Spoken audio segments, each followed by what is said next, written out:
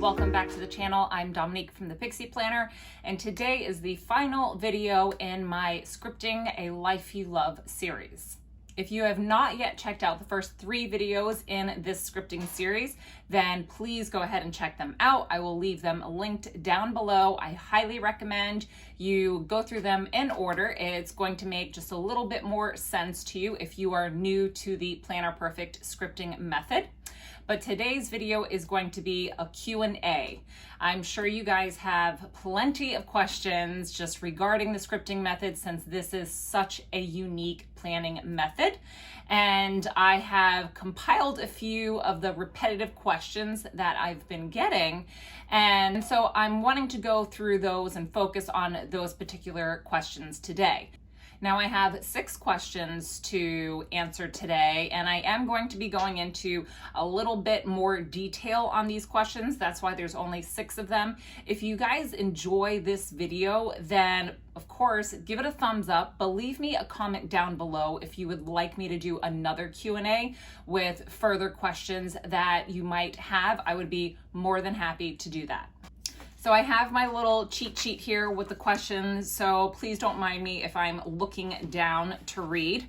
But let's start off with the first question. And the first one I have, which was the most common question I got from you guys, and this was actually my first concern when I started off doing the Planner Perfect method, and it is, what if plans fall through? So what if you didn't get everything done? How do you track that so this particular task or whatever it may be doesn't totally get forgotten?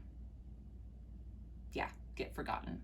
So you might have heard me cover this briefly in the past, but one of my big things that took me a little while to be okay with was giving myself grace. If I went through the hassle of scripting out this beautiful day and then half of it fell through, or none of it actually worked out and it all fell through, I gave myself grace to just move it on to the next day. If you have to rewrite your plans, then I highly recommend just using a journaling card, or even like Planner Perfect little scratch notepads. You'll find these in the back of the Everyday Organizer. I did show that particular notepad that you can get, but I'll even use this little notepad and rewrite my plans and washi it in over that day. So that way I do know when I'm looking back that plans did change, but I can still see what those plans were instead of just totally ignoring that page. But it's up to you. This is a very flexible planning method. So if plans fall through, then you can choose to just kind of let your day unfold the way it's wanting to at that time, and move your things over to the next day. Another really good thing that I still do, and I really did this in the beginning, I'll just show you the notepad here that I was just talking about in the back of the notebook. I will do kind of a brain dump of my day. If I have a really busy day, I will brain dump all the things that I want to get done on this notepad. And then I will flip to my day and go into detail.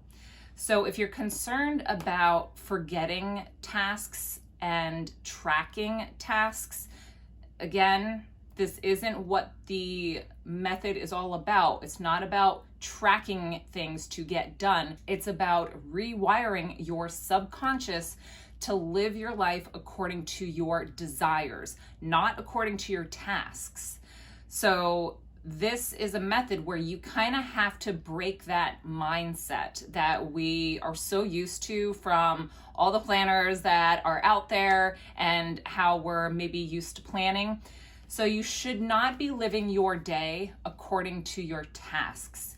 You should be living your day according to your goals and your desires.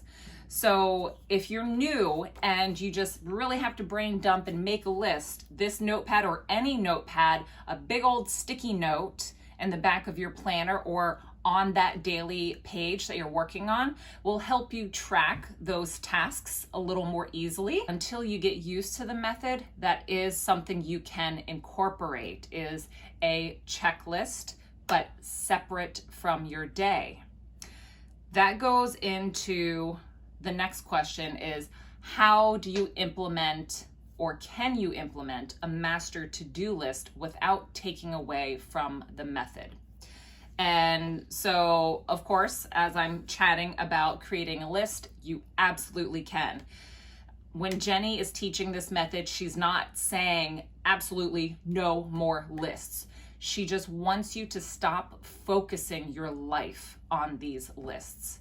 So you'll see even in her daily scripting that she does incorporate lists mixed into her day. And even myself, I will still make little mini lists on my daily pages, but my focus is not on those. So if you are needing a master to-do list, so you're not forgetting anything, so you're better tracking the tasks that you want to get done weekly, monthly, daily, then that is absolutely fine. Again, incorporate sticky notes for something like that, because it's not really worthwhile to keep it and save it in your planner, because that's, again, not what it's about. You can just crumple those lists up and toss them after you have scripted them into your day, after you know that they have been completed and you don't have to think about them again. Now, I will show you an example of a list that I made in my weekly, well, it's not my weekly notebook, it's my daily planner, but I have blank pages all throughout this notebook. So I took the very beginning of the week to go ahead and place a master to-do list to designate it for the week, and then I'm following it through with my dailies. So you will see here that in the very beginning of my week, I've got my list of things that I need to get done this week or that are of high priority. So even though this is a list in my planner, I am not dedicating my daily pages to that list. I am dedicating it to my goals and my desires, and then taking a few of these tasks and sprinkling them in my day. Now, of course, I did write this one in my planner. It was more of a trial to kind of see if I like it being in my planner and not on a sticky note that I could just toss away. So that's another great thing with the method. It's so flexible. You can tweak it according to your season, according to your needs. I love being creative and experimenting. So I've done quite a few different things with tracking tasks with my master lists or my basic to-do lists. And my favorite way so far is by just brain dumping everything on this notepad or any kind of notepad that I can easily refer to, but it's not taking up the precious space that I want and need in my planner. So a third question that I got was, how can I track my finances using the method? I know a lot of you guys out there prefer to have one planner that encompasses everything, your household tasks, your financing, your daily planning, your weekly planning, calendars. So when it comes to finances, this is of high priority to myself. And again, because I like to experiment, I have tried a couple different methods to track my financial goals. So that way they're not interrupting my daily scripting though, too. Now, I have here a B6 insert, and obviously you can see it says budget there. So I had this specifically for all of my finance needs, to track my spending, to track my bills, to track my savings. And this insert is, I believe it's called the 6-month planner. I'll leave this linked below, but you get your monthly calendar, and then following that, if this is undated, are places for you to have each day of the week. So that way you can go ahead and track your spending on this weekly calendar, or you could track it on the monthly calendar. I decided to track my bills on the monthly and then track my spending for the weekly here. And then in the very back, you do have some blank pages kind of just sprinkled into the back there. It's not many, but you can at least track maybe some of your savings goals. So I decided to try this out for a few months because I wanted it completely separate from my monthly calendar. I didn't want to see my bills, my appointments, the events, everything, on my one calendar in my planner. So I decided to try it out in this 6-month agenda, and I really did like it. Now, I'm no longer in the B6, so I kind of fell off using that. I got the Planner Perfect wallet, and then that's where I started tracking my new method of finances and spending, and this insert, which is a narrow. And what I'm doing now, and I'm still doing, I will track all of my I will track all of my bills on the calendar.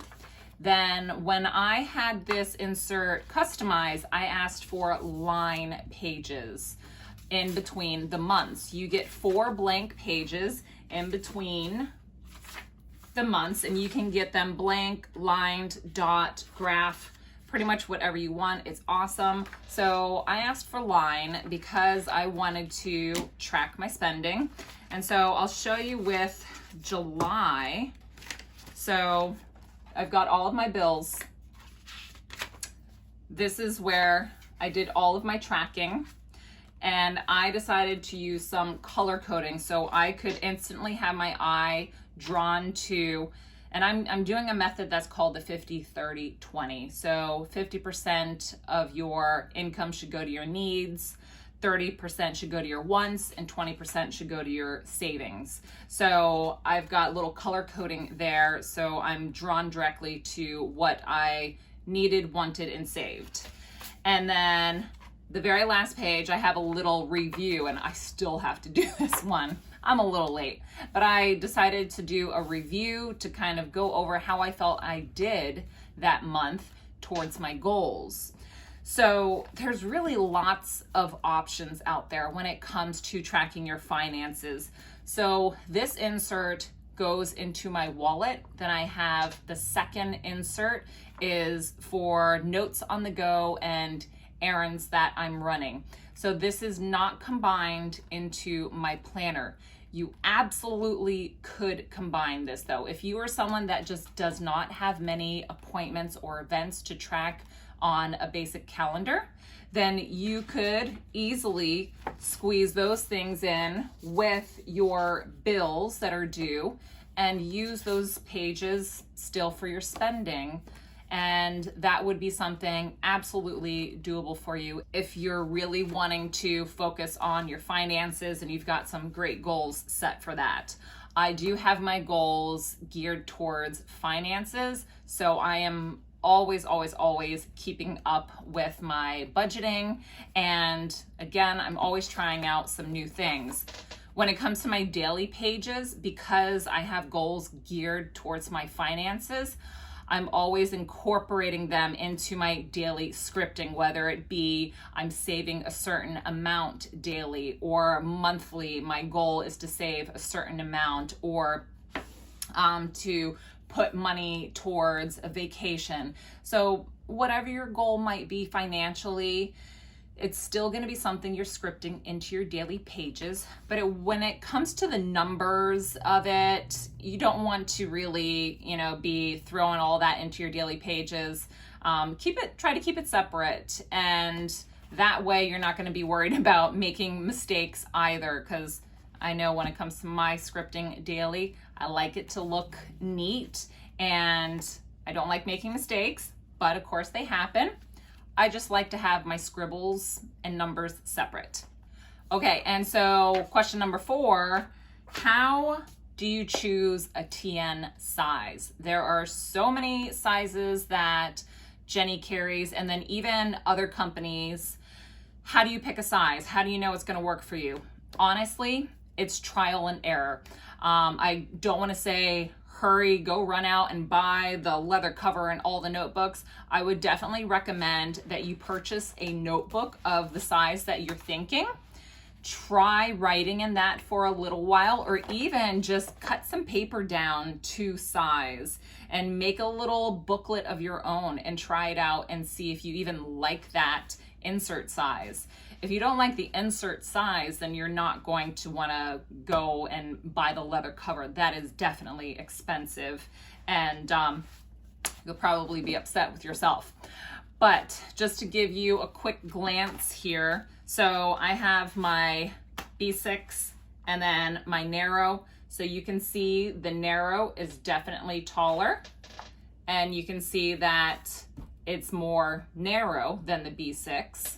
I also have a wide insert to show you too.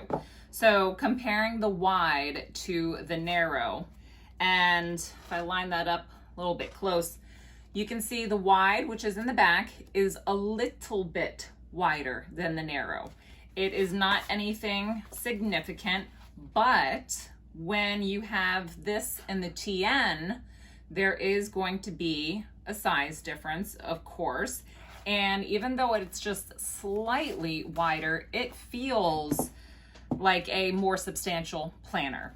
So when it comes to choosing, you really have to think about portability. And I'll show you here with the wide and the B6. So the B6 and the wide are the exact same width, but B6 is a little bit shorter. So portability is going to be the thing, really. At least in my mind, it was my biggest concern. So the B6 I loved for the portability, but I didn't feel like I had enough room in here for the scripting that I wanted to do. If you don't have a busy life, if you have minimal going on right now, then the B6 could be a good size for you. And especially if you're wanting an all-in-one planner that is going to be portable for you to carry everywhere, B6 could be great. Now, for narrow, this is a very popular size for journalers in the TN community. And I love the narrow for journaling as well. It just feels good. You're gonna really just feel it when you have a size that you really like. It sounds funny, but it is so true. When I hold a standard or a narrow, it feels right to me. When I write in it, it feels right. It feels like home. So this is still going to be a portable size, in my opinion. I don't overstuff my planners, but this is still kind of a nice slim feel. So it feels portable to me. It's not too heavy because I don't overstuff it, and it gives me the writing room that I need. Now, when it comes to wide, this is Jenny's preferred size, and I know a lot of women are loving this size just for the room that it offers for your scripting. Now, this is going to be something that is definitely heavier to carry around with you. Now, Jenny does recommend to keep your planner at home, because when you are scripting, you're being so intentional that you shouldn't have to really look into your planner to see what's going on for the day. You're putting so much detail into your scripting that your subconscious mind kind of takes over for the day and gets you going through all of those ideas and desires that you originally wrote down. So because of it working that way, ideally you should be able to leave your planner at home. I like to carry mine around with me. I like to journal on the go, so I always want it with me. but Jenny does keep hers at home, and I know a lot of girls out there keep theirs at home. So this is going to be a really good size if you want that extra room, you want to be able to just get as creative as possible, you don't have to carry it on you, and it really gives you that space. So the next question that I want to cover, and I got this from a few people, is whether or not you need 2 planners. Could you get away with one planner that holds it all? And this is because when you're watching Jenny's videos, she talks a lot about how she has her scripting and desires in one notebook, and then when she's on the go and running errands, she carries a separate notebook, and she even has the wallet, which I have and I use. And so a lot of people kind of wonder if that's kind of 2 planners then that you're working with, and is it really necessary? So I definitely don't think that 2 planners is necessary. I could easily get away with just my one planner and not worry about my wallet. So I like to use my wallet as my method of tracking my finances. And so I could certainly just put like a monthly insert that I print up from Etsy or something along the lines of that. That's nice and thin, and I could carry that in my planner. That way it takes away one insert that I would be using for out of the house. And then if I wanted something or a place to write down my errands that I had to run on a certain day, I could write that in the notepad in the back of my planner. So you don't need a separate insert or a separate planner to hold your finances, your errands, grocery lists, things like that. There's always so many ways around it. One of my favorite ways is going onto Etsy and finding a shop that carries printable inserts for traveler's notebooks, because you can customize how many pages you're printing out, and it keeps it nice and thin. So like I mentioned, if I wanted something that was strictly for finances, I could print out this nice thin little insert for my finances, or just, throw in some sticky notes in the back of my planner that holds my grocery lists and my errands for the week. So there's plenty of room in these traveler's notebooks. You've got lots of pocket space, and there's the pockets in the front. You've got pocket here in the back on the side. You can certainly remove, as I'm like folding everything, you can certainly remove the notepad. You've got another pocket there. Other companies have awesome traveler's notebooks with lots of pocket space. So make use of those pockets for little notes and index cards with recipes on it. Again, I think it's just so customizable. It's really up to you. If you like to have that separation, by all means, have it with the 2 separate planners. But for me, I don't need to have that. And I actually am going to be switching out of my wallet soon, because I have a new planner on the way that is going to allow me to have everything combined with my traveler's notebook system. That will be a future video very soon. Okay, and so last question that I have to cover with you guys. This is one that I have gotten a lot of questions, concerns about as I've been sharing the Planner Perfect method over the past few months. And I've gotten questions on whether or not the Planner Perfect method would be effective for you if you were a non-Christian or if you were not religious. So Jenny is very strong in sharing her belief in her videos and through her education of the Planner Perfect method. I absolutely love watching her. I get so much inspiration, but I will be honest, I am not a Christian. I do not label myself as religious. I am more of a spiritual person, but I have gotten so much out of this method because it is not just for a specific religion. It is nothing to do about religion. It is to do about reprogramming your subconscious mind. Now, most of us out there have been brought up believing certain things about ourselves, because it was either family that would tell you that you wouldn't be able to do something because you needed this amount of money for it, or you can't do that because you didn't have this education. A lot of our false beliefs of ourselves are programmed from when we are very, very young.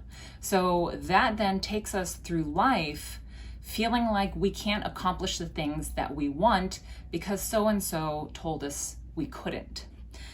This method is programming your subconscious mind to believe that you can have anything you want as long as you are thinking positively about it, feeling it in the present tense, not thinking on the past, on what happened, what could have happened, what might happen in the future, what you would like to happen in the future. You are pulling it into the present time.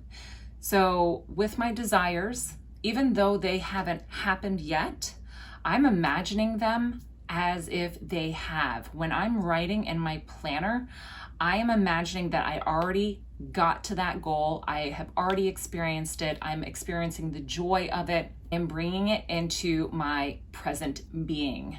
I'm reprogramming my mind to focus on the good, to focus on what I want. And with that repetition and positive energy that I'm bringing into my pages, that is where the magic happens. So it's not that you have to be a certain religion or be of Christian belief.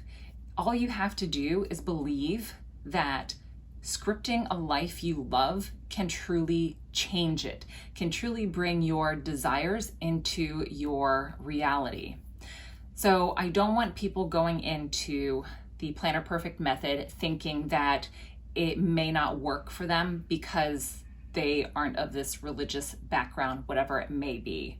I want you to go into it knowing that all this is a reprogramming of your subconscious mind so that way you can live your desires and goals. That concludes the series on scripting a life you love, guys. I hope you have really enjoyed this and found some inspiration alongside Jenny's teachings and videos. I think it's just a nice thing to be able to get a different point of view, especially with something so complex and so different from what we're used to when it comes to planning for our lives. Now, again, if you have any further questions, please leave them down below. And if you want me to do another Q&A video, I would be more than happy to. I had so much fun creating this series for you guys. And as always, I appreciate you so very much. I will see you again soon in my next video. Bye.